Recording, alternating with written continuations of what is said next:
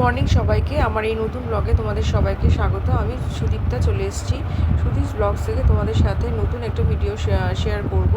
তো আজকে দেখো একটু সেজে গুজে নিয়েছি, বেরোবো বলতে অ্যাকচুয়ালি বারাসাতের দিকে যাব, কিছু দরকার আছে, একটু শপে যাব। অনেক দিন মানে অনেক সময় হয়ে গেল এই শপে যাওয়া হয়নি, আগে খুবই যাওয়া হয়েছে। মানে ধরো এই লকডাউনের পরে যখন খুলেছে তখন মাঝে মধ্যে যাওয়া হতো, কারণ অনেক সময় ছিল, তখন অফিস টফিস বন্ধ থাকতো। তো এখন আর সময়ের অভাবে আর যাওয়া হয় না। তো কিছু কয়েকটা জিনিস নেওয়ার ছিল, তো সেই কারণেই যাওয়া। আর দেখো রাস্তাটা কি সুন্দর, মোটামুটি ঢুকে পড়েছি আমরা প্রায়, মানে বামুনগাছি, গুমা এই সব দিকের দিয়ে রাস্তা দিয়ে যাচ্ছি। আর দেখো কি সুন্দর সবুজ, পুরো চারদিকে সবুজ, একদম মানে সবুজের মেলা আর কি। রাস্তাঘাটও ফাঁকা ছিল, বেশ ফাঁকায় ফাঁকায় দেখো মোটামুটি কাছাকাছি চলে এসেছি মার্কেট প্লেস এটা। তো এইটা হচ্ছে অশোকনগরে এসেছি, অশোকনগরে একটি দোকানে এসেছি।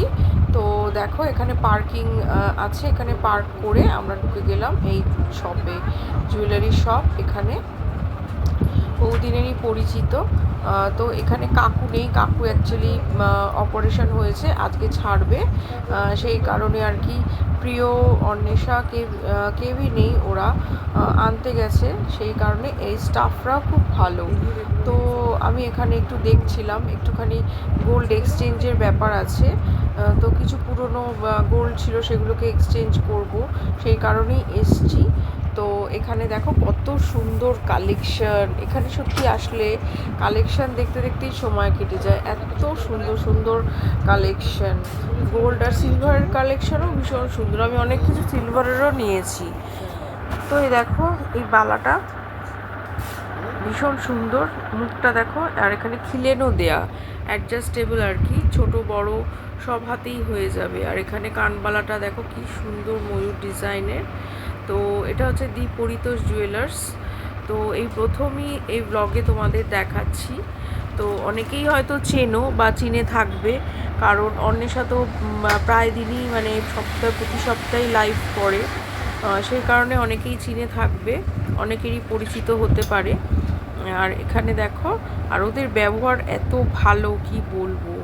আর মোটামুটি ধরো 3টে নাগাদ আমাদের তাড়াহুড়ো করে কমপ্লিট করে বিল টিল মিটিয়ে বেরোতে হবে, কারণ ফিরতে হবে, সন্ধেবেলা আবার এক জায়গায় যাওয়ার ছিল। তো সেই কারণে প্রায় 3:30 নাগাদ আমরা বেরিয়ে পড়লাম। আর ভীষণভাবে ওরা জোর করছিল যে খাওয়ার জন্য, খেয়ে যাওয়ার জন্য, লাঞ্চ করে বেরোনোর জন্য। তো সেই সময়টা ছিল না, তো ওরা আবার পার্সেল করে দিল।